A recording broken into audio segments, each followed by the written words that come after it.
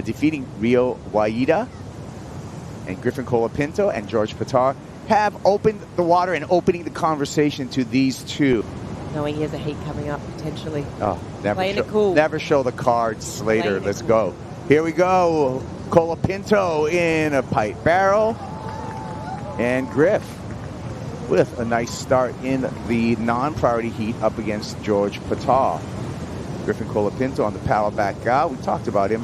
San Clemente, California, 26 years old. But that one stretches out well and truly without him. And then on the pipe side, Griff, nice little nuggety barrel. Finishes off with a couple of little carve.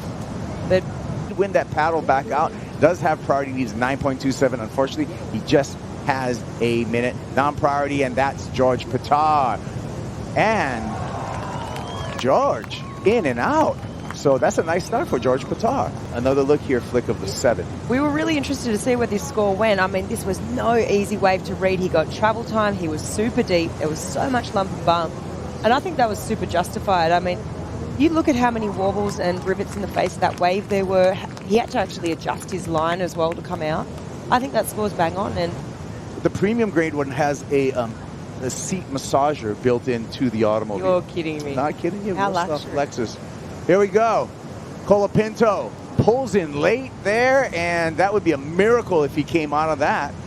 Or his rookie season. Oh, George Pittar. Before his rookie season, he actually broke his leg out here, sidelining him on that first year for the championship tour. And then since then, he's had to come back to the Challenger Series and establish his spot on the championship tour.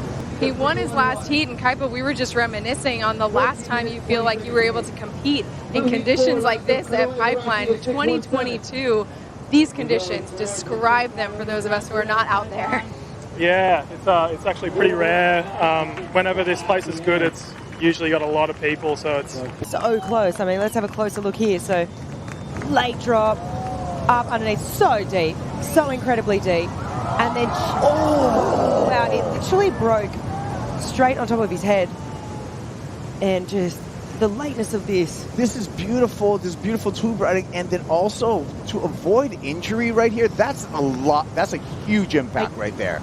The weight of that and the energy and the power. That was pretty heavy. Good thing he has the grid pull people over Red Bull. They have a nice crew of physios. As we see George Pittar, he did get that pump in, and you saw how that tube did fill up with water. And Griffin Colapinto straight back out there, this time Pipeline, slides in, grabs, whoa, getting loose right there, and manages to make that barrel, and still a little bit loose, so something did change on that board. So on those RPs from Eric. Backdoor, Griffin, this is a big one. It's a huge barrel running section, and it ran right down the line. And it looked like there may have been an opening. Has got him on the red. Let's have a look at this last one. I mean, this thing was big, deep. It was thick. I mean, let's take a look at it again. Yeah, let's have a look. Just a bit late there. You know what? Let's see if this thing actually peels off, but just had to go to that sort of pin drop. I mean, that thing was very open. You got to think if he got in a bit earlier, could have set that rail. Wow, I mean, George is a tall guy too, and you know when you see his body fully extended, that's a big wave.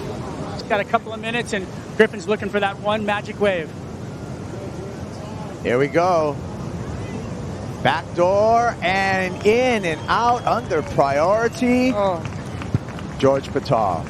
Just getting absolutely detonated there. Wow. That's 2 from 2 now for George Pittar. There you go. George Pittar onto the round of 16. Griffin Colapinto eliminated from competition. You're going to call that an upset? Exciting indeed, Kaipo. George, how would you describe what it felt like to surf in that last heat? Tiring. I'm rooted. I was like, I snapped my board on one of them and then did like a full run around and then just paddling around, getting smoked, and then I don't know, I was lucky to get a couple in between the beatings, but yeah, it was definitely a bit more of a welcoming to pipe than my first heat, so it was fun, yeah. And you're now 2-0 against Griffin Colapinto in these man-to-man heats dating back to last year. How big of a moment is it for you as a rookie to get that kind of win at Pipe? Yeah, Griff, I've watched him for a long time now, and I look up to the way he surfs so much.